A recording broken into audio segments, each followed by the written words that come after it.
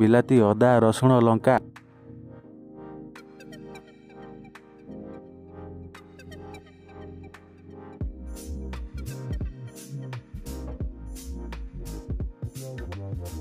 ପ୍ରଥମେ ଆମେ ଆବଶ୍ୟକ ଅନୁସାରେ ସୋରିଷ ତେଲ ନେଇ ମାଛକୁ ବ୍ରାଉନ୍ ହେବା ଯାଏଁ ଭାଜିବା।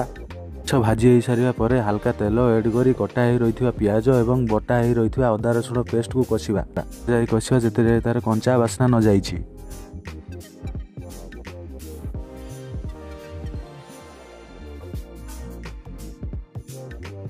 ମସଲାଟି ସମ୍ପୂର୍ଣ୍ଣ ଭାବରେ କଷି ହୋଇଗଲା ପରେ ଭଜା ହୋଇ ରହିଥିବା ମାଛ ଏବଂ ଆଳୁକୁ ହାଲକା ପାଣି ଦେଇ କିଛି ସମୟ ଫୁଟିବା ପାଇଁ ଛାଡ଼ିଦେବା। ଏବେ ଖାଇବା ପାଇଁ ପ୍ରସ୍ତୁତ ହୋଇଯାଇଛି ଆମ ଦୈନନ୍ଦିନ ଜୀବନରେ ଖାଉଥିବା ପହଣା ମାଛ ଝୋଳ। ଘରେ କେହି ଫ୍ୟାମିଲି ମେମ୍ବର ନାହାନ୍ତି ତ ମୁଁ ଖାଇବା ବାଢ଼ି ଆଣି ବସିଗଲି ଖାଇବା ପାଇଁ ମୋ ସାଙ୍ଗ ବିଲେଇକୁ ଧରି। ସାଙ୍ଗମାନେ ଯଦି ଭିଡ଼ିଓଟି ଭଲ ଲାଗିଥିବ ତ like, comment, share and subscribe କରିବା ପାଇଁ ଭୁଲିବେନି। ରହିଲି, ଜୟ ଜଗନ୍ନାଥ। ଦେଖା ହେବ ଆଉ ଗୋଟେ ଭିଡ଼ିଓରେ।